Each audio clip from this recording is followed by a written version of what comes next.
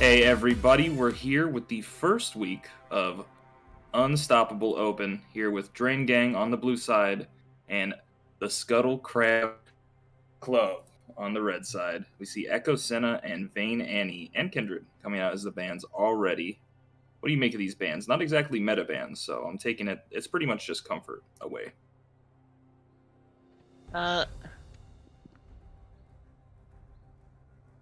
Uh, I mean, the bands, I assume that they're comfort really Hmm. here, but personally, I always believe that banning comfort is the way to go. Yeah. Leona first pick, I feel like that's a little risky, especially when you're leaving up its counters, but we'll see if they know what's up. Yeah, I mean, all kinds of Leona counters open right now, but she's just super solid, super tanky, and is always going to bring that engage that you're going to usually want on a team. We see Nami come out as the counter here. Not a traditional counter, but you can definitely peel off between your ult and your bubble. Yeah, it's just Though, a if little you do get scary. picked off, you're going to be really squishy and probably die. Yeah, it's good to peel your AD carry, but it's not very good to Hmm. peel yourself is the problem. So Yeah, gonna be having to see her not getting hit by Leona E's and post 6 there's not getting R pressed on her, which is a yeah. little scary, but we'll see if It's they it's can on the pull it Nami off. to not get caught for sure. And then Kaisa, just solid AD carry pick. I'm always Yep, fine seeing a Kaisa player. She yep. can She kind of has scrap. potential to just She's do good.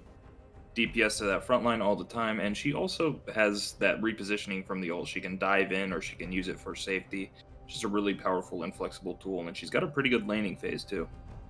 Yeah, one of the safer AD carries to blind pick, Yeah, I she's think. self-sufficient for sure.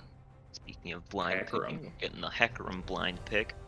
I'm fine Ooh, seeing Hecarim. Ooh. Drain Gang already going for a really strong team fighting comp. You got two really good frontline engagers. Hecarim going to be bringing a lot of damage too, and that Seraphine to just buff them up, follow up with CC, throw that ult over top of everything, and just CC chain and put out the shields and heals. Yeah, I think they are pretty much telegraphing what they want to do. So Yeah. if I was Scuttle Crab Oh, Gang, I would try to be picking a team comp that's very good at sort of denying their engage. And I mean, Vigar can certainly do that to some yeah. of them. Vigar Cage does create a zone because, I mean, the thing is, Hecarim can just ult over the cage, but if it's just Hecarim, then he's going to die, you know? If Hecarim gets separated from his team with the box, then it's going to be a really bad team fight for Drain Gang. So I think the Vigar is an intelligent pick here. Maybe they're guessing it's Seraphine mid, though it is always a possible flex to the bottom lane. Ban was missed, but they hovered Gnar before they Yeah. did it, so I would imagine that's what they banned. Yep. Scuttle Crab, they do have the top lane counter pick if they want it. Probably going to pick jungle on the fourth pick here because they already see the enemy jungler and save fifth pick for the top side counter pick. So they're probably just trying to ban away safe blind pick top laners, and Gnar is Not definitely one of sure those. about the Ka ban here. Hmm. That champ doesn't particularly perform too well against like teams that want to really team fight and are sticking together a lot. So I don't know why they would ban it here. I would have left it open. I think there's Yeah. other better champs they could definitely ban. Yeah, I don't think Kha'Zix performs very well against what Drain Gang has drafted so far, and I imagine they're going to keep drafting in the same direction. But, maybe just giving some respect over to Eric on the Scuttle Crab fan club and just banning it away because they know he's good at it and they don't want to deal with it. Because if he gets fed, Kha'Zix can always be an issue, regardless of comp. That's fair. I mean, he is one of those champions that you do not want to see snowballing because he can just sort of Hmm. tear you apart. And a Rek'Sai Rek'Sai ban is as well. She's kind of in the same situation as Kha'Zix, I feel. I don't really understand these bans, just banning away comfort from Eric clearly. the big So, difference between Rek'Sai and Ka here, though, is that Rek'Sai early on definitely can mhm, scrap with Hecarim and just sort of put him behind. And Hecarim being behind really isn't where he wants to be. Hecarim's one of yeah. those champions that he can perform it, and he's even, but he likes to be ahead. Yeah, So Rek'Sai does have easier tools in the early game to try to get a lead snowballing for a team, so we'll have to see what the jungle pick is here to respond after he's been double banned out. I feel like I picked jungle here. I I'm don't not know if sure. I that's don't think that was a Nasus Nasus. real. I'll have to Let's see see. what they say here. I haven't said anything yet. Maybe it is just a Nasus top lane. I doubt it's jungle, but it's not impossible. Tristana. I would guess that that's Tristana mid, to be honest. He No, picked Gragas. And then Tristana, keeping the flex open between Seraphine and Tristana, you can just send them mid or bot, but I'm guessing it's Tristana mid. She's going to perform pretty well against that Vigar. He can't do anything early game to her. Yeah, The cage can be a pain later. I think Tristana or Seraphine will both do fine against Vigar in lane, though. Yeah, I mean, it's going to be a pretty free lane just farming wise with the Malphite pick definitely securing that. They want the team fight. That's Yeah. all they want to do. That's a second champion actually that can go through the Vigar cage with Assault too. So Hecarim's generally not going to be alone in those fights unless something is going horribly wrong. Yeah, Malphite, a very bad matchup into the Gragas, though, if that is the Gragas top lane, which we've been seeing a lot in pro play all over the world. He's just a super prolific pick. He has great engage, great disengage, a great laning phase, and sustain as well. And they pick up Cho'Gath, so it seems to be Gragas jungle and Cho'Gath top. Just two tanks in the top lane. Cho'Gath's not really a Malphite counter. He does have a favorable lane into him because of his sustain, but he's not going to exactly be destroying him by any means. Yeah, no, I mean, I like the pick. I think Cho'Gath is really solid right now and just kind of underplayed, so I think he's pretty solid in this team, and with those, his E doing the max health damage, I think he's going to be dishing out a lot of damage against this tankier team on Drain Gang's side. Yep. And he's just got that finishing tool with the Feast as well, very powerful. But go ahead. They've drafted a lot of AP here with the Vigar mid, Gragas jungle, Cho'Gath top. I'm a little concerned that if Kai'Sa gets behind it all, they're not going to be able to kill these champions that just are probably going to start stacking magic resist with the shields on top of them. Yeah, they're going to get really tanky really fast. That Hecarim can build a Spirit Visage. In fact, he would really love to most games, and this is one of those games he's going to get to. Probably see his Mythic into a Sterak's and a Spirit Visage or something like that, and he's going to be a problem a lot of the time if Kai'Sa cannot be on good timings with her own items and doing a lot of damage as well. But we'll just have to see. I think you do have a lot of eyes on Scuttlecrab fan club's bot lane, because like we talked about, that Nami's kind of a volatile pick.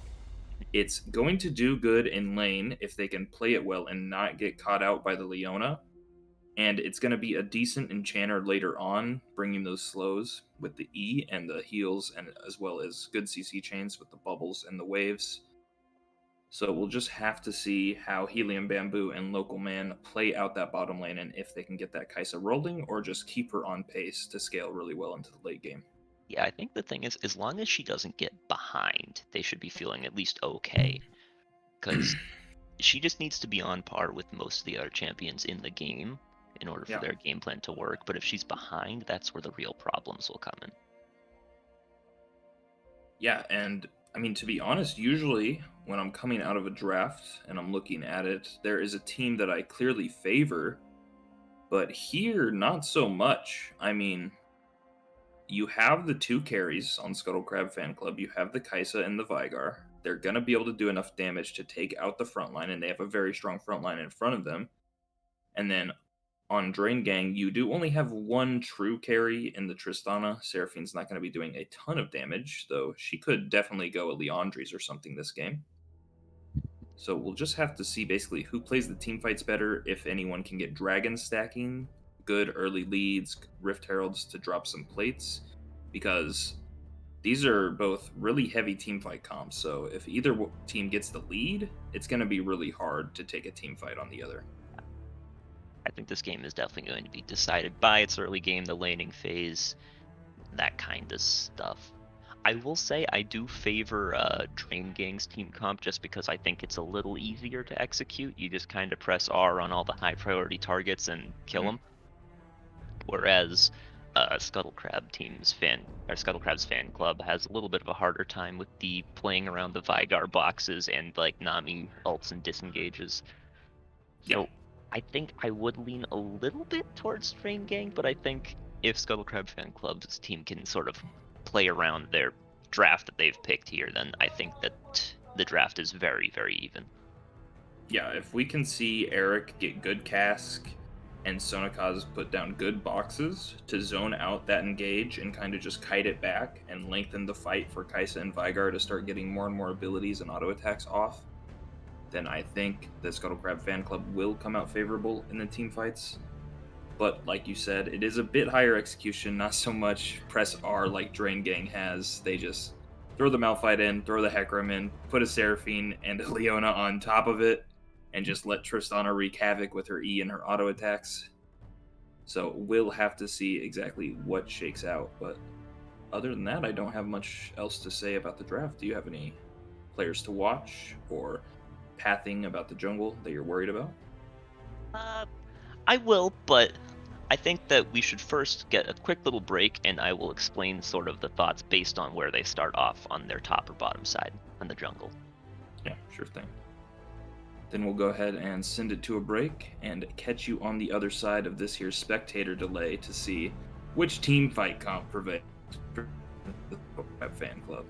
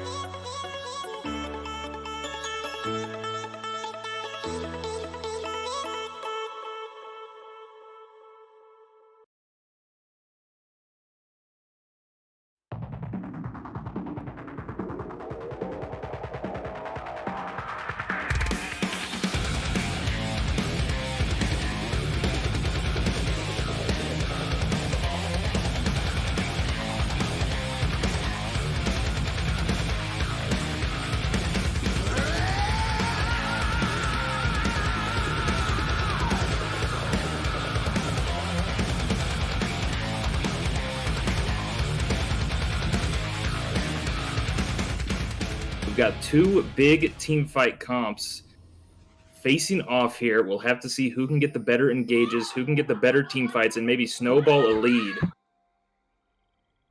Yeah, that's really what we're going to be looking for here is just the snowball early leads, that kind of stuff. The first thing I really want to bring attention to right away that I noticed in loading screen was Malphite opted to take Unsealed Spellbook and Cho'Gath opted to take Aftershock.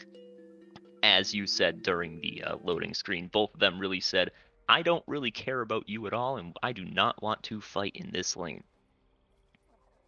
Yeah, they both recognize that nothing's really going to happen in the lane.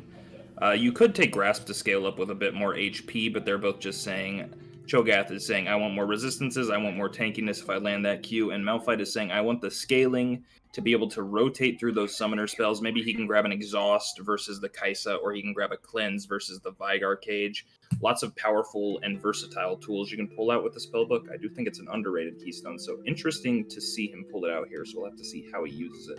It'll also just like reduce the cooldown of his summoners so he can get more long distance engages, since I think generally speaking he is probably going to be the one starting the fights later on. Him and Leona. Yeah. They remove that part of spellbook because it's way too OP. But he's still in long time ago. He's still in the inspiration tree. That's sad. So he probably has the Cosmic Insight, which they changed to remove the CDR from it, but still, so it gives even more summoner CDR now. So we will see more Flash Malphite ults and easier rotations out on the spellbook. And I was promised thoughts on the pathing for the jungle here. So looking at, looks like basic full clears, and they're mirroring each other right now. So what are your thoughts on that? Pretty standard stuff? I think it sort of showcases that Hecarim is definitely going to be trying to probably gank bot earlier. Mm-hmm. Because he's going to end his full clear on the bot side. I would imagine that he's going to try to convert that into an early-ish gank, though with the way that this bot lane is pushing, I don't think it'll work out. Because if he was going for a more aggressive approach, fighting the Gragas and the like, he probably would have started bot side to try to meet him at Crab early on. Yeah. But in this case, I think he's either saying, I don't want to fight you, Gragas, or he's saying, I'm going to try to get an early bot gank and just shut their Kai'Sa down early, and then they will never be able to kill us in the mid-game team fights. I like it.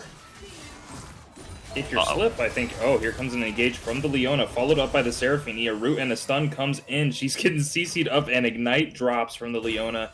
Helium Bamboo has to flash out, and Local Man has to drop the heal. That's what we were talking about. Helium Bamboo cannot get caught out by those Zenith Blades, or the lane's going to be really bad for the Scuttle Crab fan club. I mean, Hecarim, I honestly wish he kind of just like ran it bot just then. He could have forced them out of the lane if he just ganked, because they didn't have vision. He could have gone after their Get Scuttle Crab, because you can pretty safely assume at this point, if you're Hecarim, that Gragas started bot side. So Nigam is fighting for the wave freeze here, losing the trade, but he does have the wave where he wants it. But his jungler's on the opposite side of the map, so that's one of those things where it's good to get the freeze and to get the good lane position, but it's really irrelevant when your jungler is on the opposite side of the map. And when you're this low health, actually, honestly, we could have seen Eric try to set up a dive, but he's more opting for the mid pressure here. Zenith Blade misses on Local Man, just barely. Almost in danger. They're in a dangerous spot in the lane so far up here. And here comes Hecarim, it looks like. Yeah, they're in a very, very scary situation here where Hecarim, at this point, he can just ghost right now and they're dead. Yeah, here comes Hecarim. The Leona flashes in, she stuns up on the Nami. The TP is coming in from Cho'Gath, but Hecarim comes in and one-shots him right away. Cho'Gath is here. Let's see if he can do anything. He knocks up the Hecarim with the Rupture. Hecarim is still going, just running past, going for the Kai'Sa. They're putting out so much damage on this Cho'Gath. CC Chain comes out, but the Seraphine E whiffs. And that's really, really bad for the Scuttle Crab fan club. Your top laner is down his TP. Well, no, they're even in TP. Yeah. Selena Gomez does get the TP. Top lane's pretty even here, actually.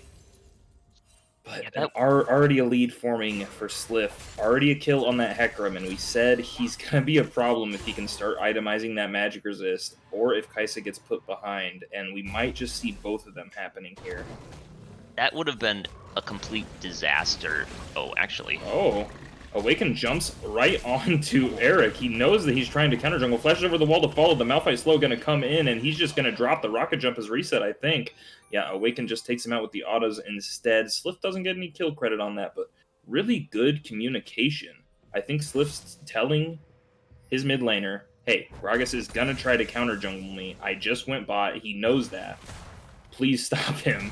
And Awaken says, okay, well, I'm playing Tristana against Vigar, so he can't have Cryo against me, and she just runs there and kills him. One thing I want to point out is just micro-wise, that was also really, really good from Awakened. He was making sure in between every auto to stay directly on top of the Gragas, because he knew he wanted to E over the wall, so you saw when he tried to use that body slam, he was forced to flash after, which is a little bit of misplay on Eric's part. If he knew that he wasn't going to be able to get out there, he could have flashed then body slammed, but I think he might have been dead either way, and might have even just wanted to save the flash. Yeah. As soon as Triss resets that rocket jump, it's so hard to get away from her. That thing's so long range, so I think the way Eric played it was fine. Honestly, his mistake was probably even blowing his flash in the first place. That's a really strong ganking tool for Gragas, so having that down is going to be bad. Yeah, it's definitely going to make him have a much tougher time in the jungle, whereas Hecarim running that Ghost can pretty happily just kind of use it whenever the hell he damn pleases to gank, and it just kind of works out. Well, let's take a peek-see here. We see Malphite does have his Ignite on right now with his spellbook. He might look for a kill with that, but Cho'Gath's full health, so it's not really going to happen, and we see a pretty free dragon take here for the Scuttle Crab fan club. Seraphine tries to steal it away, but not quite.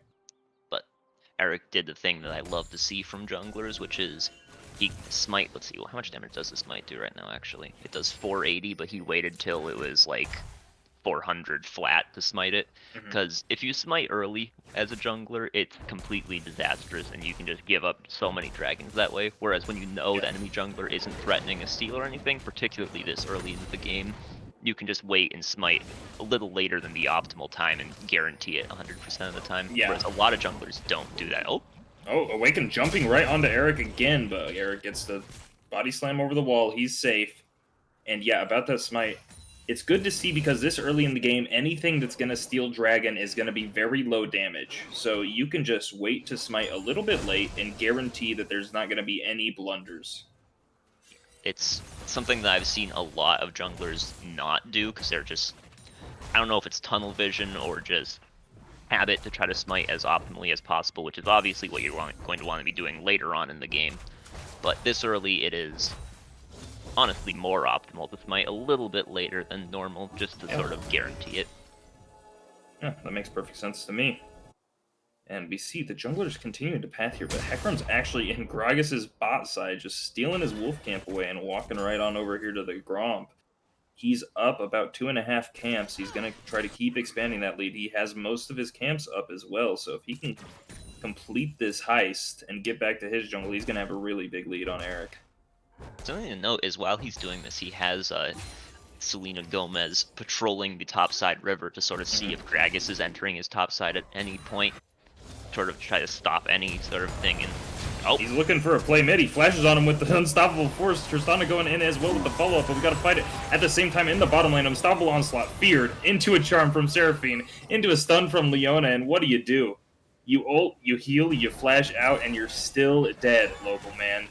And in the mid lane, we see Eric came in with the answer to Malphite there and got the kill. Tristana going back in mid. She's leaping. She's gonna kill Gragas. Going and leap resets. Keeps going. Slows down the Vigar with it. And here's Hecarim. Takes him out. Just charges right through him. Easy as you like. And Awakened is fed now. Sliff is even more fed now. It's looking bad. This is a disastrous opener for Scuttle Crab fan club. Eric there going a little too aggro. Sonokaz had no mana left, so you really cannot engage in the Tristana there, and Awakened understood, hey, that Vigar's got no mana. I can turn this. And turns it, slips like, yeah, I'm coming, buddy. Don't worry, we got this. And 2 kills that really just should not have happened. Yeah, the thing is there for Eric is he goes for that, and even if you land the perfect cask angle, there's no follow-up. So it's a bit of an unwise play for him. He's like, oh, I can engage here, but he doesn't take the time to look back and see that Sono doesn't have that mana. He's not in range to follow up with the box and burst.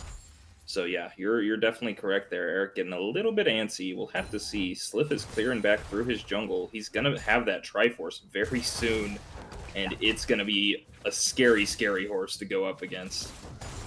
I'd rather see him build Sunderer, but Triforce is, when you're ahead, absolutely brutal to deal with. You're just getting one shot by Hecarim, so it's sort of a really attempting to snowball even harder kind of build. I think Gragas is top here, and Selena Gomez doesn't quite have ult. It's so close. He's going to get CC'd up, gets slammed by the Gragas body slam, CC chain. They're trying to give the kill to Cho'Gath, and they do. He gets the last hit. Selena Gomez ult just barely came up there, but I think he just decided not to use it. He figured he was already dead. Yeah, I mean, there's no way you get out of that one. I think saving your ult is absolutely the right play. I honestly I think I would have preferred to see the kill go to Eric, because you give the kill to this Cho'Gath, and the only way that gold is going to affect the rest of the map is through his TP, which is a little awkward for him to use proactively in these lanes, because it's really difficult for local man and Helium Bamboo to set up wards that he can flank TP with. It's really hard for him to TP gank anything involving mid lane, so it's really difficult for that gold that's sort of maybe amassing as a lead top lane to really affect anywhere else on this map. And here comes Sliff. He has that full Triforce, the Phase Rush proxies, running him down. Zenith Blade connects, and yep, bye-bye, Eric. I don't think that Sliff needed anybody there, but they came to help anyways. Dragon is up, and they're just going to claim this mountain for free. The best individual Drake for my money. Oh, and that's going to make things even harder. We were saying we were worried if Kai'Sa got behind, they would have some trouble. Sorry, I got flustered by the early smite. Having some trouble cutting through this front line, and with the Mountain Drake on top of him, it's just going to make it even harder. Yeah, it's just going to be a little disastrous here. Yeah, but on the note about the Gragas taking the kill, I think the main thing is, honestly, that's an AP Gragas. Cho'Gath's going to do the same thing no matter what. He's going to be a tank, he's going to get his ult stacks, and he's going to be a really strong frontline. Although, here we go, Sliff is ghosting in, he's threatening, and they instantly force the TP out of Cho'Gath just with that threat right there. I love watching Gragas body slam just sort of glide by. It always makes me laugh. But, I mean, good reaction from Cho'Gath to TP there. I think if you don't, then he can just wait out the Veigar box and then engage with his ult, and Ghost still active, and I think everybody ends up dead. So, but the Cho'Gath TP is enough to sort of ward them off the turret, and more importantly, it stops them from getting those plates, which is, I think, what their main objective was here with the Rift Herald. Here's Gragas. He's back top against Selena Gomez. Does have his ult. I doubt they kill him here as long as he uses it, and yeah. He goes ahead and uses it away, but that is a cooldown down, and Sliff sees you topside, so guess what? He's going to take your bot jungle. Tristana leaps right into the box from Veigar and then just ults him away. She says, I'm not even going to take the chance.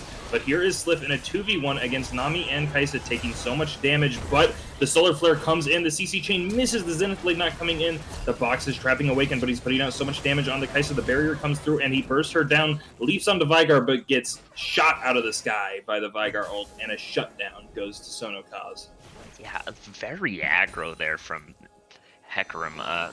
Yeah. That's one thing I want to mention is when you have that Triforce, you're much squishier. If he had Thunderer there, he probably could have stayed scrapping in that fight until Awaken showed up, and they probably would have killed like everybody. But the Triforce, if you aren't killing people in that sort of initial burst, then it becomes a lot harder to survive a sustained fight. And you saw there, he was forced to run away and ends up trading just 1-for-1 with the one kill that Drain Gang's team giving up being a shutdown. So Scuttle Club definitely happy with that one. Shutdown to Veigar as well, which is definitely a champion you want to have it. And I do have to mention that, yeah, with the Triforce, you're getting, I believe, 150 less HP just from the item in general, and Sunder has that healing on the Spellblade proc as well. So Triforce is definitely the greedier and the more aggro pick here. I kind of would have liked to see Sunder, I agree, against a team with a frontline like Cho'Gath and even potentially Gragas building into it later, but it's definitely not terrible to go to Triforce at all. It's just a lot of burst, not as much tankiness. And the way he's playing, to be fair, does suit the Triforce build. He's Yeah. being very aggro, very in your face the entire time, and trying to make his lead even more insurmountable. But we saw that that comes with its own problems, as sometimes Mhm. if you're overextended, you can get yourself caught into a sticky situation, nearly Yeah. die. Maybe the thinking is, and it makes sense to me, is that he already has a Malphite. That's one frontliner. He already has a Leona. That's another frontliner. And he has a Seraphine behind him. So he has other people that are going to be taking damage. He has heals and shields coming in, so he can afford to go for that more raw damage option. Just to snowball even harder than he is already. Speaking of snowballing, he's going in onto Cho'Gath here, but he's so tanky. But he's got Phase Rush. He just runs away right out of the rupture. No chance of hitting there. Oop. Leona goes back in with the Zenith Blade, stuns him up. The Q comes in from Seraphine, getting Look at CC this Chain CC. Charm coming in as well. And you're just dead and you don't get to ult or flash. And how sad is Local Man? Here comes a Flash Zenith Blade coming in again. Stun follows up, and Seraphine gets a double kill. And That guess what? That Seraphine just has a Moonstone, and they just did that to you.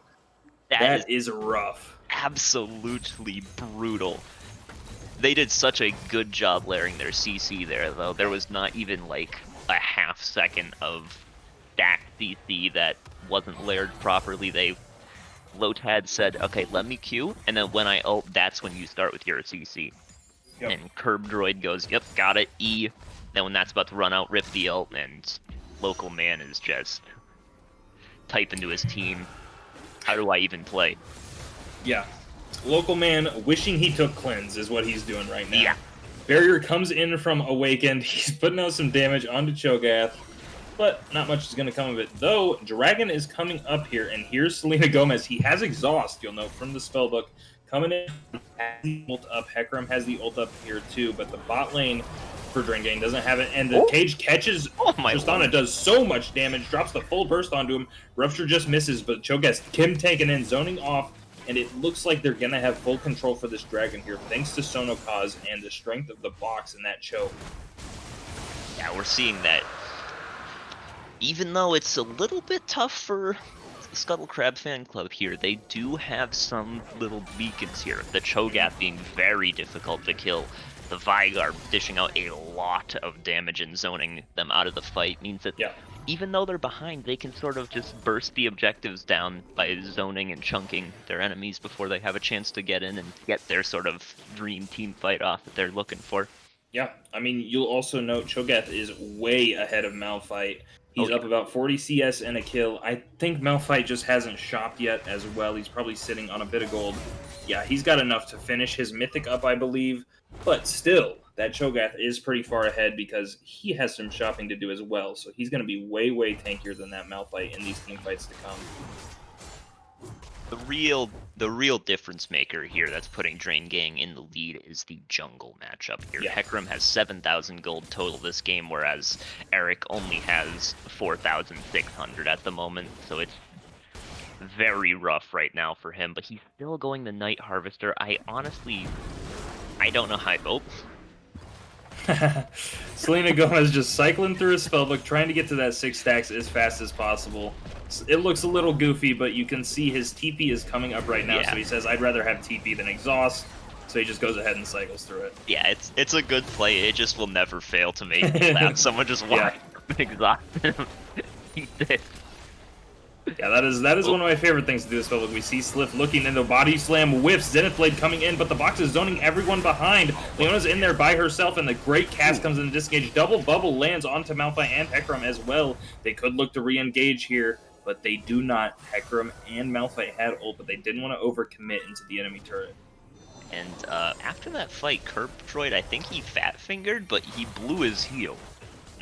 Yeah, I saw that at the end as well. But we see, though, even without...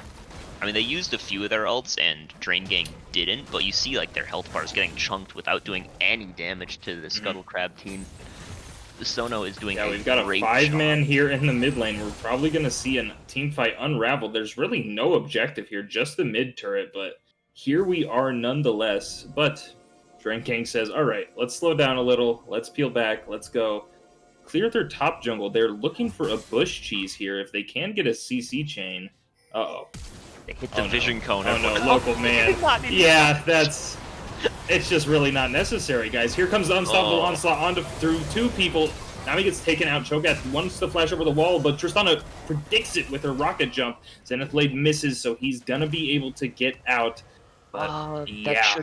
That should have never worked in a million years. They were all stacked up in that bush. They saw him hit the vision plant. Yeah, and they saw it go over the Baron pit, which just automatically says somebody's in the bush. Yeah.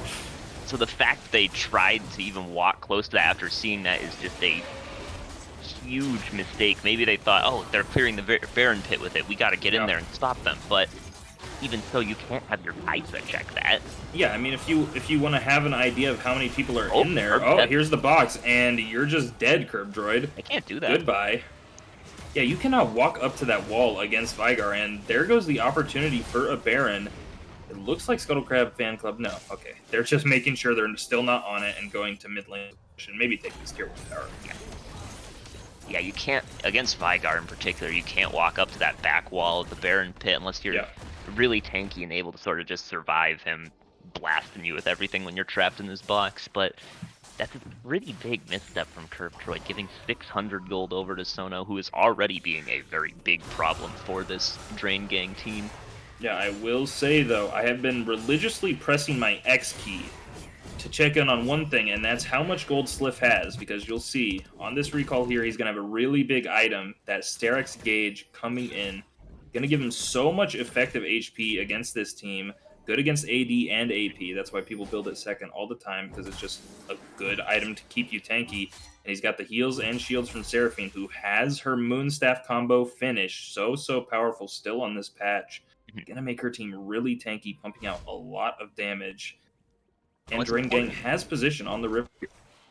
What's important about picking up that Sterix is that we were mentioning how the Triforce makes him pretty squishy and easy to kill, but now that he's picked that up, it's a lot harder for, in particular, Sono, who's like the main damage threat right now on Scuttle Crab's team. So it's gonna make Sliff a lot tankier and a lot harder to deal with. If Sliff picks up a Spirit Visage third item, he is going to be a monster.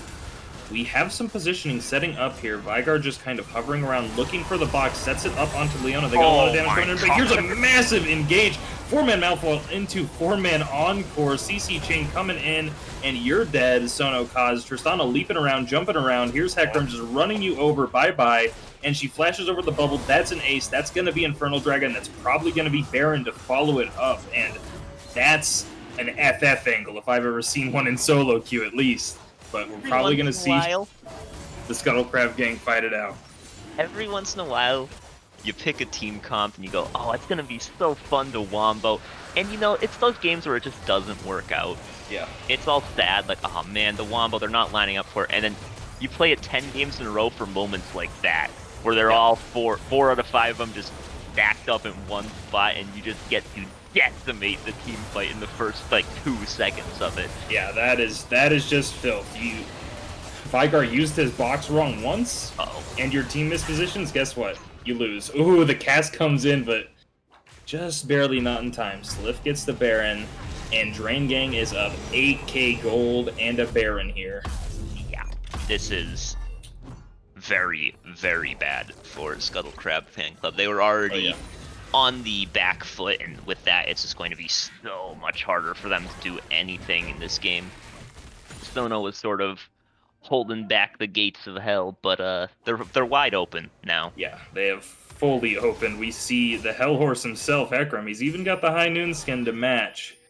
He's so damn strong, and so is Curb Droid and Awaken. They're going to be pumping out a lot of damage. Curb Droid, not a damage build, but Seraphine can still drop those CC chains and some good damage. And Awakened, of course, well, he's an ADC. He's got an item, 2.5 items online, so he's going to be doing a lot of damage. Yeah, it's very, very hard to see an angle in which Scuttle Crab is able to fight their way back into this game. Yeah. But, you know, I've seen crazier comebacks. It is admittedly not impossible. It's just very, very difficult. Now, we have been singing Sono Kaz's praises, but I would like to say he went for Zhonya's here. Little bit troll. I think you kind of Yeah. need Banshees against this team. It is just, against a team that's so heavily engage-based, I think it's really, really important to pick it up. But we do see some contention over the turret here. Cho'Gath gonna take about a third of his health from Awaken. Rocks a big bomb on him, though Awaken gets caught out by the bubble into the Rupture, but here's the Hecarim engage, here's the Solar Flare onto Nami, Encore to follow up, takes him out, Malphite goes in onto Sonokaz. He Zonias, but he's in the middle of the entire enemy team. Unstoppable Onslaught goes over everybody. Sonokaz can't kill anybody. Rupture lands onto 2. Nothing happening, though. The Seraphine W comes in to just nullify anything, and we're going to see Drain Gang probably try to push for the end. That was something I was about to mention about the Veigar Zonia's purchase. Against this team comp in particular, I feel like if you're Zoniasing, you're dead anyway. Yeah. Because they're already in your backline most of the time is the issue. Yeah. So yeah, we see them contesting here, fighting for the turret. Just so much damage going on to the Cho'Gath. He's full tank, but still, it's hard for him to exist against this Kraken Slayer Tristana, along with the poke of the Seraphine. And Awaken gets a kill as she jumps in. I don't think she got the reset, though. Gonna take a lot of damage up from the Kai'Sa here. Ooh, just barely dies while jumping out. The box is flashed out of by Seraphine. Cho'Gath zoning away from this turret. They're gonna leave with a single Bastion standing, a Nexus turret, for the Scuttle Crab fan club. I don't think it's going to be enough, but we'll have to see if they can hold that with some kind of miracle. I'm not one to call it. I will note that Awakened is building a Bloodthirster instead of IE third, which I think is pretty troll, but maybe he feels like he just has enough damage already and he just wants to survive more in the fight so he can play even more aggro, but I think you should just go for the IE and like one-shot the squishy folks. Yeah, IE, you're going to be pumping out so much damage onto everybody. But Bloodthirster not so bad as well, makes you just less likely to die in pretty much every scenario, and you're still doing pretty good damage with that Kraken Slayer. So, honestly, at this point, if you're Drain Gang, itemization doesn't matter that much because you just have so much damn gold, anything you buy is going to be good. But what's really good, and we were talking about, is that Spirit Visage in Sliff's inventory. Can the man die? Realistically speaking, no. Not until Kai'Sa gets more items, or Veigar picks up a Void Staff, and even then, it's gonna be a while. Yeah. He is so hard to kill with the Moonstone on Seraphine as well, with Eric's. Tristana doing a lot of damage onto Cho'Gath here, zoning out before the dragon already. But he does have the heal from the Nami. Gonna be able to top off before this dragon fight, and likely to be the final fight of the game. I don't think we see any elixirs online, which I would love to see. We see Malphite gets caught out here, CC chained in the box, but he does have that ult to re-engage if he so chooses. Gets cast into the wall, not gonna die. It's shielded up by Seraphine, and he's perfectly fine. I'm not sure why Scuttle Crab fan club's really even like worrying about this so much. It's their third dragon. Yeah. They're not even going to be at solo if they get this. They did a great job contesting and getting a couple of the dragons this game, and so it gives them a little bit of leeway to work with here. So I don't know why they're playing so riskily against this third dragon when they could just turtle, try to stall for a little longer, maybe get like one more item on a couple people. Yeah, there's even a big wave top that just crashed as well that they could have collected, but they opt to kind of pseudo contest the dragon. They're not going to commit to it, but they're still trying to zone off for it instead of just eating as many resources as they can while Drain Gang takes that dragon that you know you can't fight for. Now, I'm not too up to date on the Kai'Sa build, seeing as how it feels like there's a new one coming around every patch. But is the pick up a Dirk into build Kraken Hurricane something that Kai'Sa does commonly? Yeah, that's pretty standard. It gives you the Q evolve and a big early spike. Against a team this tanky, I don't much like it because it's going to mean you're going for Collector third instead of that Infinity Edge, which is going to give you way more damage against tanks. So what he could have done instead is in the place of the Serrated Dirk, pick up a pickaxe, and it's the same amount of AD, going to give you the same evolution. But here comes a fight breaking out. Cho'Gath getting CC chained. Zenith Blade comes in, not going to commit the Solar Flare though, just taking that big old chunk out of him and fighting for this turret here. I like that from Lotad, not committing any of his cooldowns. He knows that Cho'Gath isn't that important. He's got a lot of tenacity, so he's just saving it for a priority target because he knows if they one-shot Sonokaz, or they one-shot Local Man, or both, the game's just done. Yeah. And here it comes back onto Cho'Gath again. CC Oh chaining him up again, no! but the Encore misses. Hecarim knocks him out of it. Doesn't matter though. Cho'Gath falls down regardless. Stitcher attacks eventually. And here it is, the final bastion, that one turret that was left standing. Drain Gang just marching the waves in. I believe in miracles, but I Ooh, think big we need three-man something Malphite ult. extra. Here comes Hecarim over the top of the unstoppable onslaught. CC chains them up. Leona falling up as well. Gragas in the Zonias. Vigar in the Zonias. Can they do anything? Hell no, they can't. They're dead. But here's Local Man. Dives in, gets a kill, but instantaneously dies. And Tristana pumping out all that damage on the Nami. And there goes the Nexus. Drain Gang. I mean, Sliff got that lead, and the game just felt over from there. There were a couple shining moments from Scuttle Crab Fan Club. They had a couple of good fights, a couple of good disengages, some good plays from Sonokaz. But overall, it just felt like Drain Gang got the lead. They had the engage power, and they were just team fighting with their Hecarim, their Tristana, their Seraphine, just so much power. Yeah, And that Wombo combo that was just disgusting. The game was just over after that. pretty much. That was what sort of put the nail in the coffin. And something that I would like to really note that was very good from Drain Gang is I felt like they were playing around each other very, Mm-hmm. very well.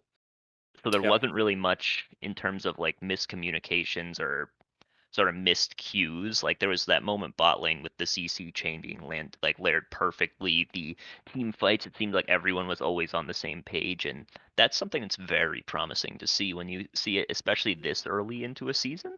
Yeah. I mean, it's the first week, so in an open league to have that good of synergy with people who are more or less random to you, you're just put on this team, slapped in there. They're doing damn good. We saw that play. Awaken went to the Gromp to contest the Gragas. Mhm. And that alone impressed me. That's a lot of synergy to show between your team. You know, your Tristana get a reset timer for herself. She doesn't use it to go get vision. She uses it to go stop the enemy jungler from invading you and getting something back on the other side of the map. So that shows, yeah, a lot of synergy and really good team cohesion on these engages here. So if Drain Gang keeps picking these engaged team comps, they're gonna keep winning if they keep playing well. On Scuttlecrab's side, though, I think that they did a very good job playing from behind for a lot of that game. They had Mhm. that wombo that happened to them at Dragon that sort of lost them the game. But before then, we saw that even though they were down like what 3,500 gold, Mhm. they were still sort of preventing a lot of engages, chunking out a lot of people. There was a lot of times where people survived at like 200, 300 HP, which was a little Yep. tragic for them, but they did a great job even behind in gold getting that like a dragon for themselves, picking it up because they were really able to zone and play around the Vigar cage very, very well. So I think honestly it was pretty well played from both sides that game, but Yeah, it's just hard to fight against that lead. Yeah, not to say at all the Scuttle Crab fan club was playing like trash because with what they were given, they did pretty well. We said these are two team fight comps. Whoever gets a lead, it's gonna be hard to stop them. They had a few glimmering attempts, Scuttle Crab fan club did, but not quite enough. Lucky for them, it is a best of three. So they do have some time to recuperate, maybe consider draft. Maybe you want to ban that Hecarim or the Leona or the Seraphine, swap out some things here and there, just play a little differently stylistically. But we're going to go ahead and send it to a break, give them that time to reset, and see what happens in game two when we get back.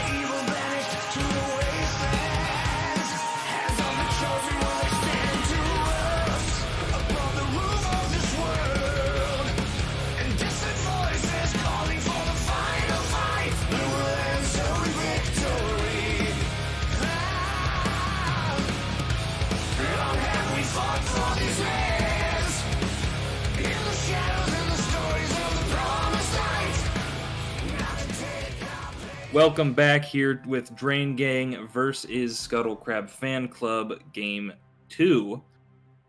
Drain Gang took it really easily, to be honest, in the first one, but Scuttle Crab coming back, started up the draft pretty quick. They're ready for another one. They're ready to play a little better, maybe draft a little different, though the bands are looking similar thus far.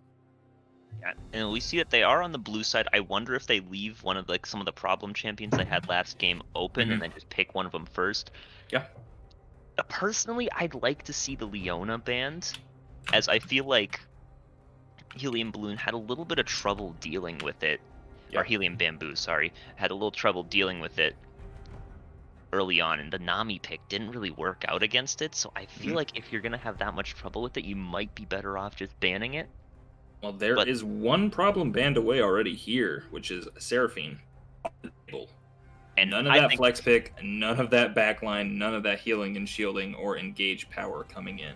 And I think that's a good band to pick as well. The Seraphine last game was a massive problem. They really couldn't get to her. She was just sort of like, I'll support you, team. And they're like, wait, stop.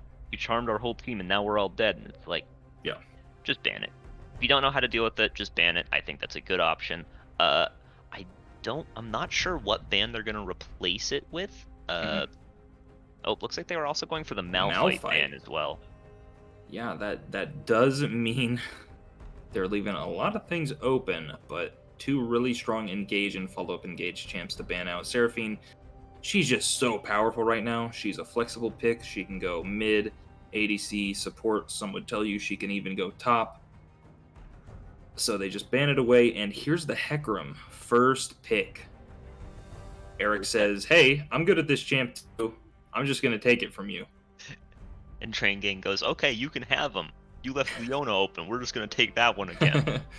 We could see Leona Kaisa come out here if they want it. Seraphine is off the table, and that's a really strong bot lane duo. We'll have to see what they opt for. I honestly feel like they might go Leona and a jungler here. I think that they're probably going to...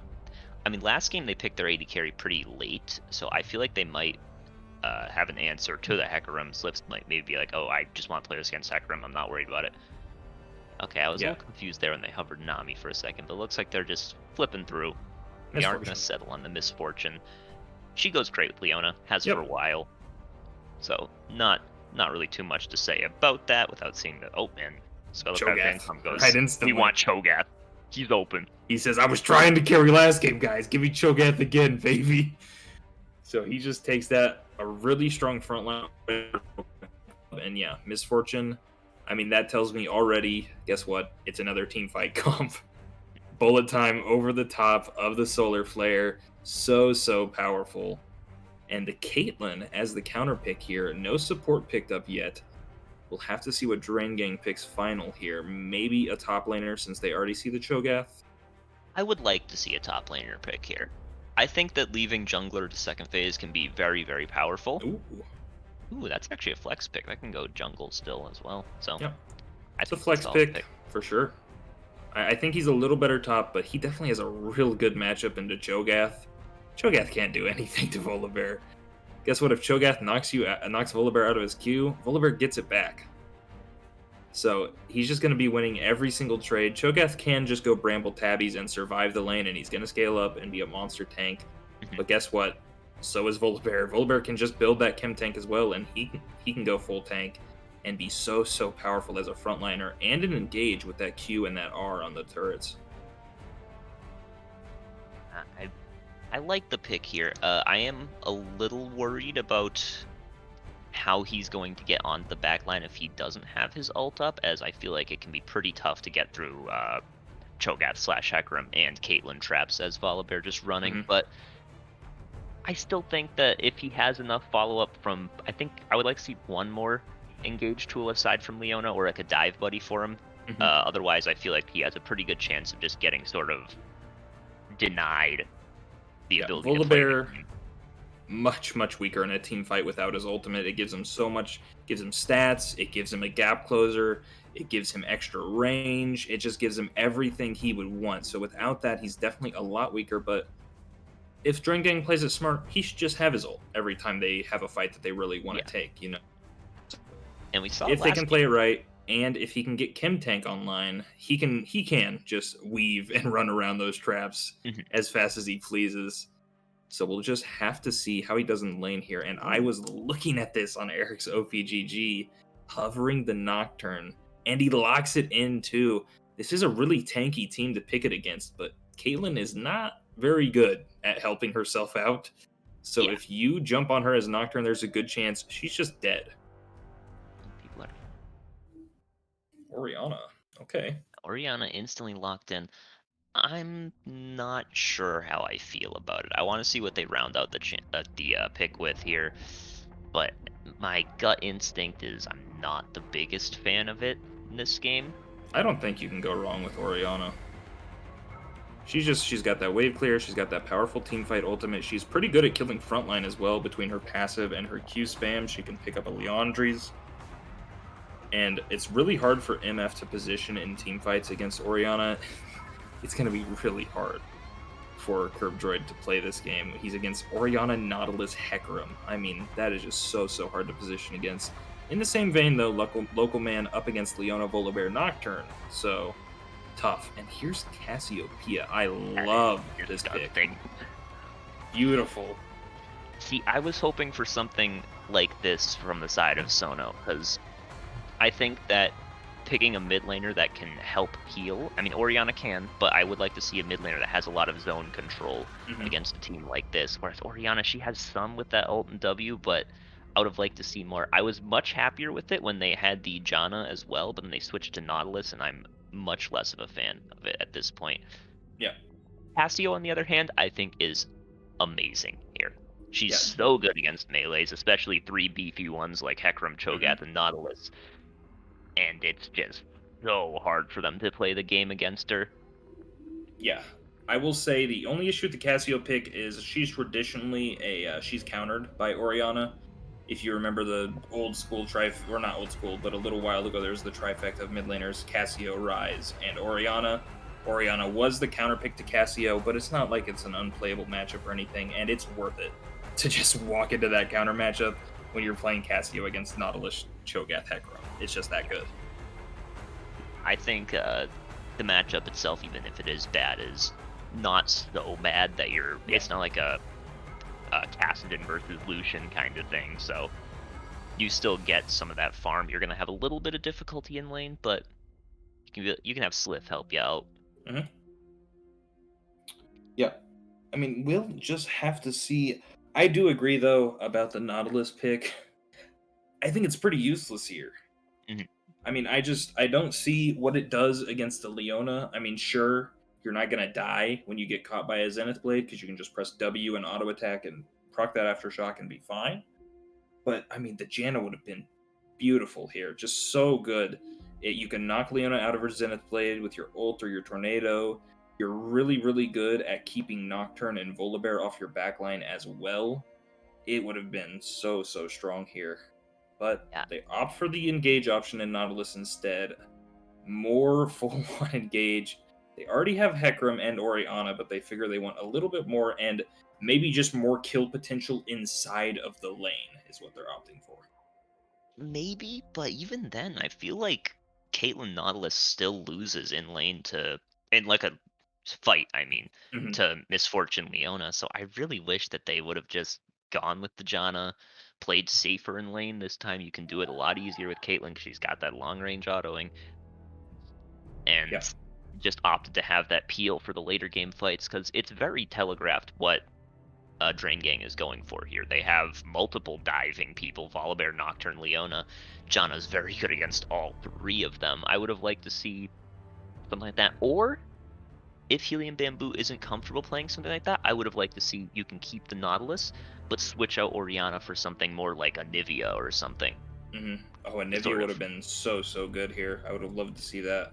I was looking at it and hoping that they would pick it, but Yeah. if you're Nothing not wrong with comfortable, Oriana though. I yeah, mean, like I said, she's just always good. She's super solid champ. There's a reason she never really falls out of the meta. She's just so damn good. She brings everything. She's got that speed boost. She has an incredible ultimate. She has shields, consistent damage.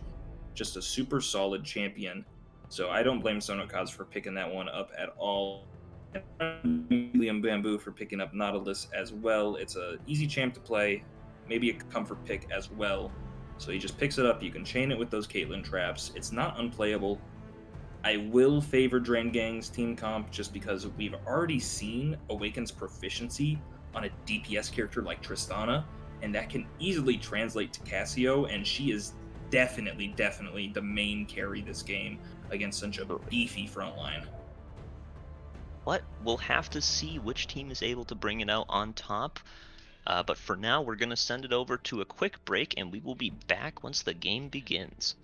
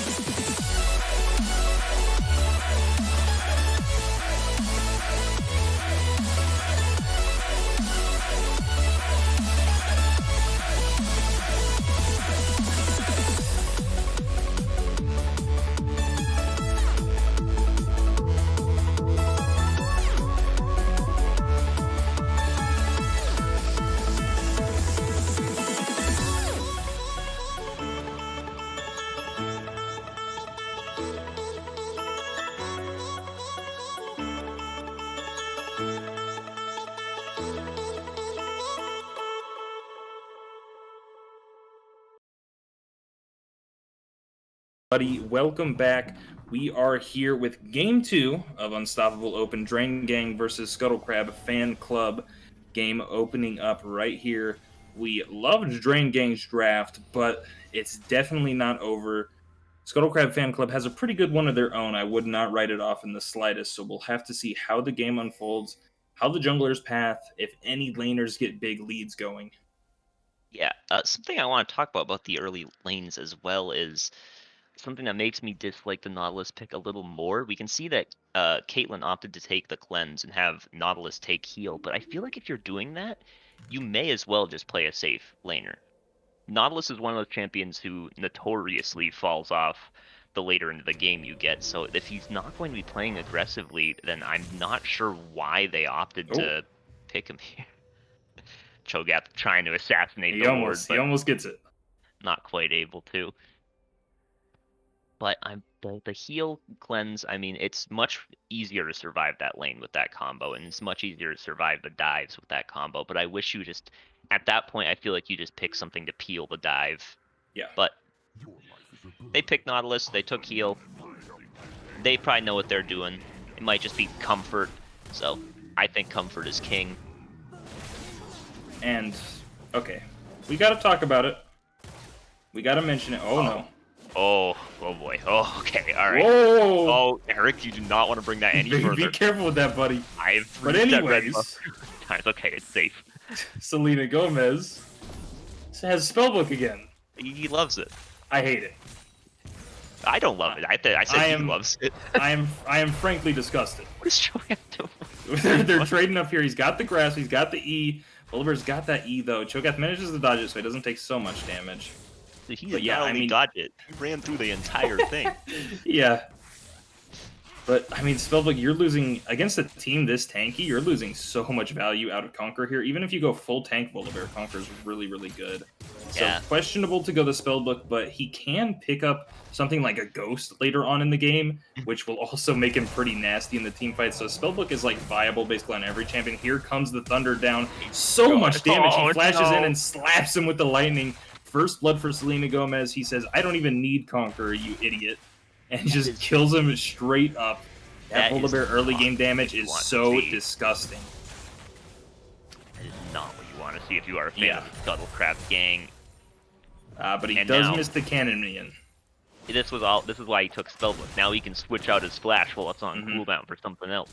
Well, he's got to wait for 6 minutes to do that. But yeah, he can get something. He's He's probably legging pick it. up an Ignite or a Ghost. Trade going down here in the bot lane, but there's no trap to follow quite. I mean, the supports just trade pretty much even health there.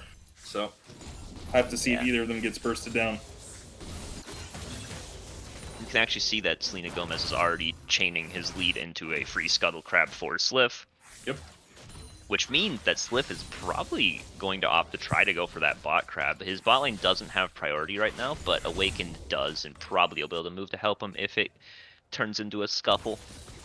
Yeah, Awakened, he's up CS and lane priority in this, what I said was a losing matchup, which, I mean, I still stand by, but clearly he's just playing it better, playing the spacing better than Sonokaz here, and he has priority, and that's a double scuttle for Sliff.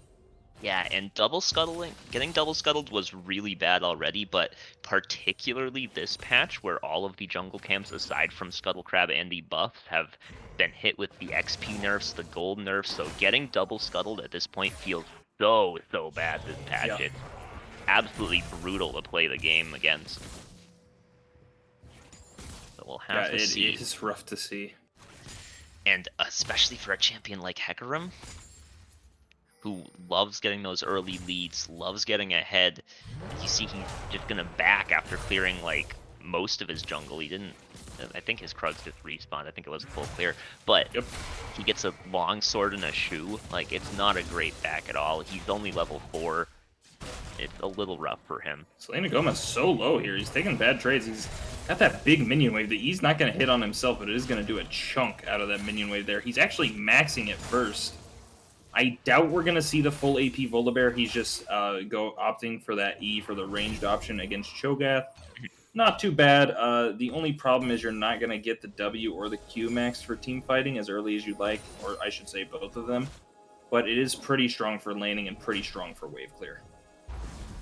Yeah, I think he was gonna go with that or something, but getting that early kill, he's like just wants to put the pressure on even more, and so he's opted to go for the more harass-focused route, make the Cho'Gath's life a living hell. But despite that, we can see he's actually down CS. Yeah, but he is up TP, and that would be why he takes those bad trades, and he conserves his TP here, hoping to make a play with his team. But the Nautilus hook comes out, the trap follows up, gets headshot up, the Q follows through. Whoa! Local man flashes Oh backwards. I think he was no! trying to flash Yeah, net there and get the finish, but he just messes it up, mis-executes. Cho'Gath level 6 here, but Selena Gomez says, "I don't care, I win this trade," and just runs back at him. that is That so is terrible tragic, to see for though. Local Man. I will note, you will see Local Man, he's not against Seraphine bot lane this game, but he says, Leona, I'll take cleanse this time. He's learned his lesson, at least. Yeah. Oh, we can see actually, here We comes could see Eric a top lane. 2v1 come out here. Oh, he invulnerables the charge as well. Wins. Cho'Gath has that chomp. Let's see what comes through, but a fight as well in the bottom lane. Looks like top lane has backed off. The fear comes in onto Caitlyn. She is just dead to misfortune. Fight's still going up in the top lane here, but nothing's going to come of it unless the E just barely whiffs onto Cho'Gath. He manages to get out of the way. And we can see there. That's scary. We can see there, Local Man gets killed on that gank, and Helium Bamboo blows heal while it's happening. Selena Gomez wants to dive him so bad here. He's just looking for it, but here's Eric. Here's Eric. He's back. Does he have his E? Volibear just trying to Q away. It doesn't look like Eric has his E. He used it to rotate to the lane, I guess. Just doesn't have it up. That would have been a kill if he had his E there. Oh, they're looking to dive Selena Gomez. It's just everyone's looking to dive. Oh, he swapped to Exhaust. Oh, he's ready. Exhaust doesn't work against Cho'Gath ult, though. Oh, there it is! This is why we picked Cho'Gath. Selena Gomez said, I'm gonna bait him in with this exhaust and it's gonna be sick, and Cho'Gath goes, you look tasty. That's rough for Selena Gomez. He does have the exhaust for the next fight here, and we see he's got a null magic mantle now. And Selena Gomez says, touche, lol, in the chat. He's having a good time. He's got. But we can see, even though the kill went over to Curb Droid, we can see that he is down 12 CS at this point. Mm-hmm. So the gold down there still very even, only 50 gold difference right now. Cho'Gath just says, Drain Gang. That's all he's got to say. It's not even on their team. hit him with the flash Cho'Gath ult. Here's the Nautilus, goes in with the hook, but the Caitlyn is just not ready for that play. Nocturne is here. He has his ult. He's looking. Just use it. He's just sitting there. He's just saving it. He says, I think you guys got this anyways, but there he goes. He decides, okay. He says, oh, you guys really can't get that? And then he pops his paranoia. Fine, I'll use it. My man turned himself into a Predator missile and just tried to kill him in one hit with it. And yeah, he did I mean, he succeeded. Nope. Good trade there from Selena Gomez. Yeah, we're reaching the point in the lane where it doesn't much matter how the trades go, though. It's very unlikely we'll see a kill, though. Selena Gomez could dive him here, to be honest. He's feeling bold with that ult, but he's not. I think it's honestly better for him to not dive and not play risky, because if it goes wrong and he gets himself killed under that turret, even after turning it off, I mean, this lane is dangerously close to being... Not only is Cho'Gath unkillable, but all of a sudden Cho'Gath's beating your ass too. I think it's fine to throwing him off the minions. There's no risk. He has exhaust, and Cho'Gath doesn't have flash, so you can just chain your stun into the ult that does so much damage and deactivates the turret. You're basically just gonna one-shot Cho'Gath. Beating up Cho'Gath. Looks like they're gonna go. There's zoning for the Herald here, but Cho'Gath, he backs up. He knows he has no pressure on this side of the map, so he's just going to play it safe. Hecarim, he's just walking up here mid lane. Not much going on. They do seem to realize something's going on at the Rift Herald, but it's probably too late to contest. Ooh. Oh, he stays for an auto attack and gets knocked by the Volibear E. I think he's trying to say worth to that, because he did get a grasp proc, and I mean, honestly, in the grand scheme of things, his 200 HP he lost there isn't that big of a deal. With his passive, he'll probably just be regaining that pretty quickly. Yep. So, he's not too worried about it. We see Sliff's ult is almost up, and he's sitting in Tribush. So, I am expecting a gank coming in about 3 seconds. Yeah, I mean, Cho'Gath has no ult. There's no counterplay to this. You're just dead. He does almost get eaten, Selena Gomez does, so he has to pop the ult. That's just a little bit of greedy play from Selena Gomez there. If he just plays back, Nocturne can pretty much solo kill the Cho'Gath, but he does have to end up using the ult here, and Hecarim's nearby. He's gonna kill Volibear here. He used his E to get near again. Eric is showing a little bit of, I'm gonna say, Hecarim play. I'm gonna say maybe noobness for it. Just hasn't played the champion enough to understand that without your E running into lane, you're literally just like a garbage can. Yeah. So you really can't be using that to rotate around the map. If at least, well, you can, but you can't be using it to rotate around the map when you're rotating to a play that you're trying to make. Yeah, you because have if he to has have your E up to start it. Yeah, if he has E up there, he just ults in, ults behind the Volibear and one-shots him. And then he can just walk away from Sliff because he's already under his own turret. Yeah, the push would be plenty to get him back to safety. So just a little bit of, yeah, I guess discomfort on the champ will go with. Not really making the right plays, not pulling the things off the proper way. He does have E up for this one, but Lotet's very We tanky. see Hecarim going in here, but the Senate Flake gets him out, and he's going to CC chain up onto the Nautilus. They're taking him out, but Cho'Gath is here. Big man on campus. He's putting out a lot of damage, tanking up a lot of damage. Volibear has the stopwatch. It comes in clutch from the Inspiration Tree, but he does end up dropping because you have stopwatch against Caitlyn. It's looking for a flash ult here with that so badly. And this is going to probably be a fight for this, I would imagine. Orianna has going to ult. drop in favor of the Scuttle Crab fan club. Leona Oh, going in, though, too deep. A big shockwave lands onto 3 people. The Paranoia is out. Nautilus taking so much damage. He gets taken out by Sliff, and so does another. They're following in here, looking for damage with the Caitlyn, but the fight is just going to be disengaged, and that's a really big win for Drain Gang. They get the dragon, and they get kills to boot. And that's very bad for the Scuttle Crab fan club when your Orianna hits a 4-man shockwave and you still aren't able to kill any of them. It's looking a little rough. You're probably going to go, okay, if that's the case, we're not going to team fight for a little bit. Yeah. Wait for Hecarim to pick up at least his mythic. Wait for Orianna probably to get hers. Caitlyn, honestly, probably getting hers. Just at least wait for the first round of mythics. Then try to contest. And I mean, hopefully you'll be getting those plus like half of an item before the next dragon, but yeah, it's gonna be a little scary. You're gonna have to power farm, maybe get, if they can get the shutdown on Sliff, that would be huge. Just but dropping the Herald down mid here, gonna try to drop 3 plates with it. 30 seconds left on plates. You gotta drop it if you want any sort of big value out of it. Yep. Definitely the right play. 2 plates split between Cassio and Nocturne. I mean, they love that gold, and I will say, look what Sliff has in his inventory. Not only is he going lethality, but he's got a pair of Zerker's Greaves. Yeah, my man, he does not care. He's really saying, Eric, you picked Hecarim. I'm going to show you how to beat Hecarim. And I'm not sure if it's a Hecarim thing. I'm not going to lie. I don't think it is. I think he's just flexing on him. Yeah, I think a little bit. A little bit.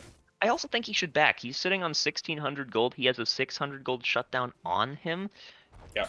I feel like when you have a shutdown on you, you should be playing safer in terms of making sure that you always have big power spikes on you, because otherwise you're just a champion that's about as strong as some of the other champions on the map.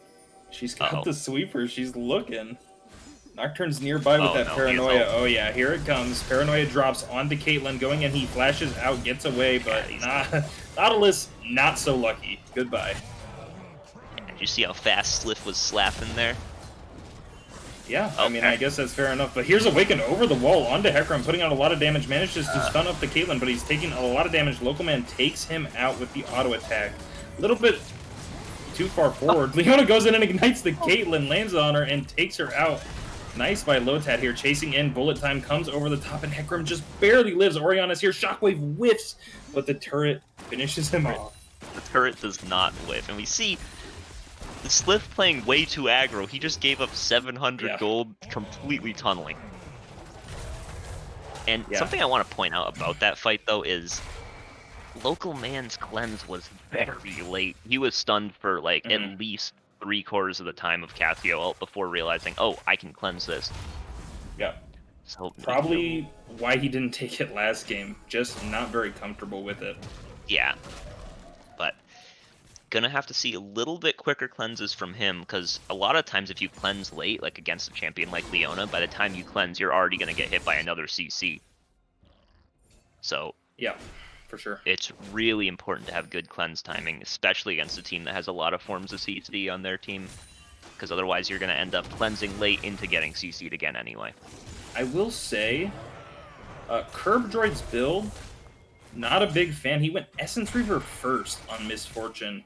I really don't think that item's good at any point on Misfortune, and definitely is not the wave to go at first. It's not terrible with the Sheen, but I would rather just see a Gale Force or even a Kraken Slayer come out for him. It's just going to be way more damage and way more power. I would have liked to see the Gale Force this game.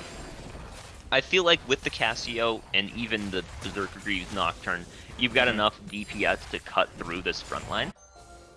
So I think that having the Gale Force as sort of a burst tool / survivability is just really, really solid this game. Here's Sliff. He cleared out that ward and said, they won't expect me to stay here. He's got his paranoia up again. Oh, Selena no. Gomez just sitting in the base. He's looking for a TP with that Kim tank, I think. And look at Cho'Gath. He's running straight to this dragon, ignoring the lane. They say this is really important to contest. It's gonna put Drain Gang on that soul point, so they don't want to let them even get there.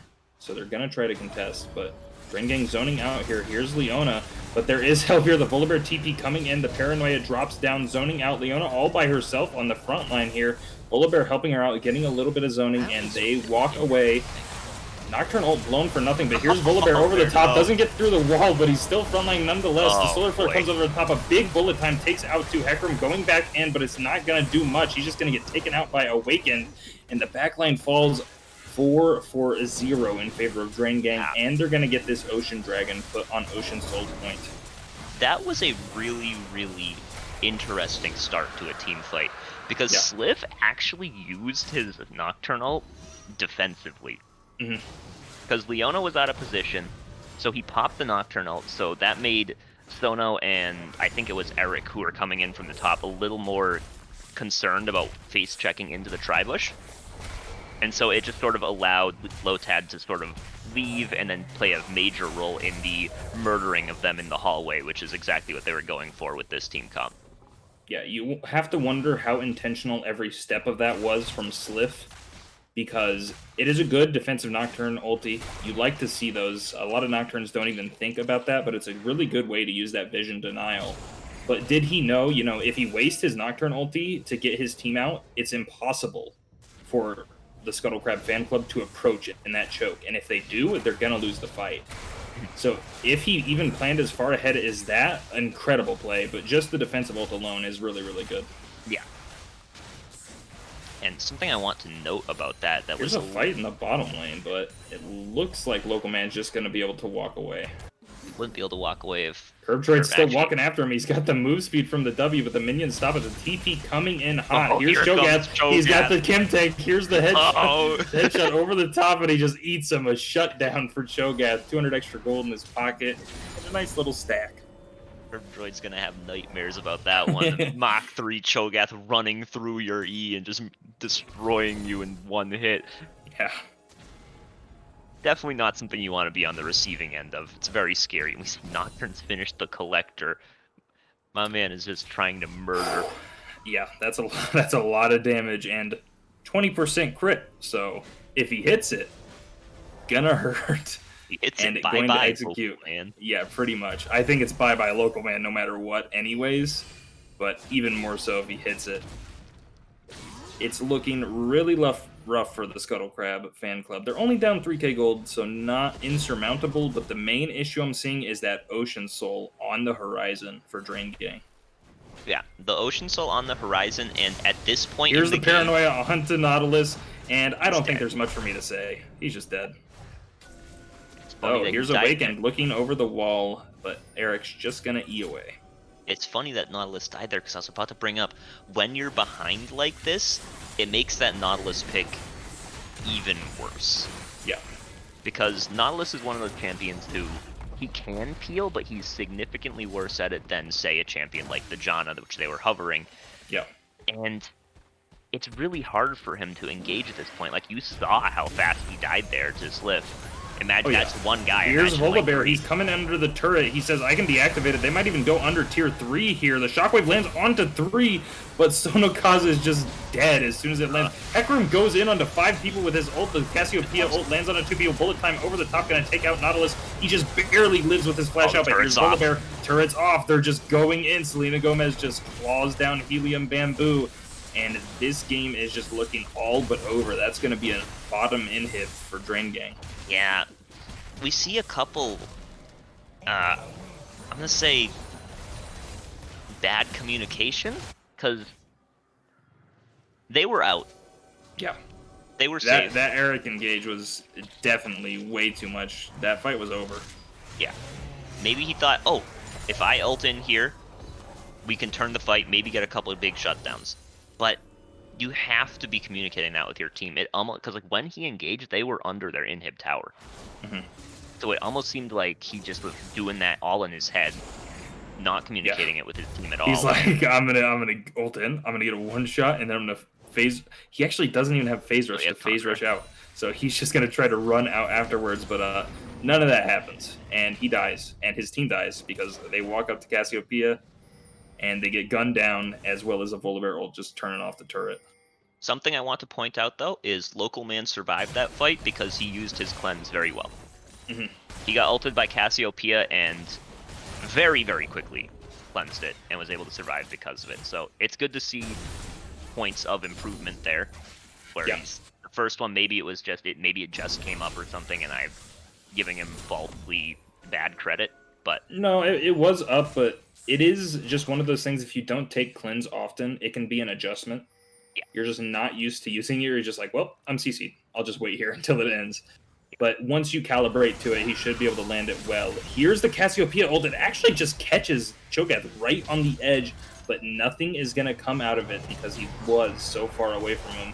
Hecarim going on to the Volibear here, but you can't kill that guy. He's full tank. Leona tanking up on the front line. Cho'Gath just walking in, trying to go past him, but they're melting down this dragon. He wants to steal. He flashes in. Can they get it? No. Nocturne gets the final hit. The bullet time over the top, but a huge shockwave comes in onto 4 people. Volibear over to the backline with his ult onto 4. Cho'Gath in the middle here getting taken down. Volibear just running them down, and he just leaves the kill for Cassiopeia. That's so VM. Cassiopeia TPing top. They're going to look for that inhib as well. Now, I'm a big fan of saying it's not over until the fat lady sings, but things are getting real musical up in here. Yeah, I think she's clearing her throat right now. Probably getting ready for a performance. It's looking really, really rough. Because we've been seeing, even in these fights where Sono's been hitting these great 3-4-man shockwaves, they just don't have the damage to kill them fast enough. That Nautilus hook just whiffs, and here's Awaken going for the 1v2. The Conqueror is procced. He's putting out so much damage. One more Twin Fang. The ult comes out, petrifies him up. He's killing him, and it's just... He's full health, man. Awakened is full health.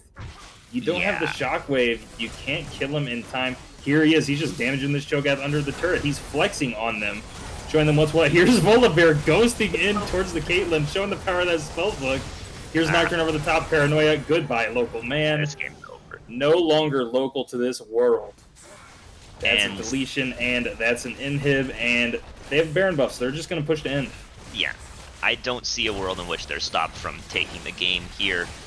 Super solid from them. They've been, again, playing fantastically as a team, playing around each other's ults. And even just their positioning has been great in this one. They have had a couple rough... Oh no, it's another 3-man ult just for kick. But yeah, they're just pushing down here, and not much contestation to even be done from the Scuttlecrab fan club. Here he is, unstoppable onslaught over the top on 2 people, takes them out, a shutdown, 2 of them. Here's Cassiopeia kiting back. Can she get out? No, not at all. Bullet time comes in for about 2 ticks. Realize he's taking the turret. Here comes the ace in the hold. The hook lands, and the shutdown goes to Orianna. That And was 3 shutdowns picked up. the fat lady has been silenced right as she was going on stage. Maybe there is a hope yet. I don't think there is, but Yeah. I love to see the little bit of life coming and nearly wiping them at the Nexus. Oh. Eric almost getting his red buff in Is time, but Volibear not gonna quite. get caught here by the Nautilus? Like, nope, he runs No, around he's the gone. wall wisely. A little bit too fast.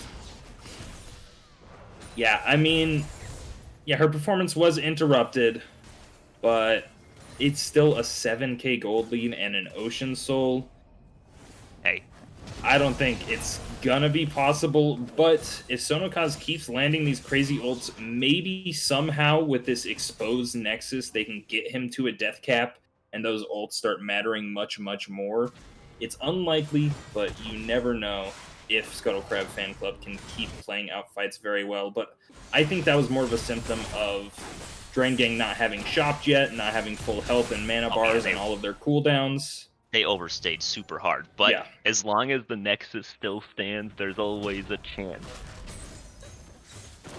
And I mean, yeah. they do have the potential to layer a lot of CC and kill the opponents before they can really get too much off. If they layer a big Orianna ult with the Hecarim ult, even in the Cho'Gath Q and Nautilus ult, you can get a lot of damage off. Caitlyn with the Kraken Slayer does do a decent amount of damage still, so Mhm.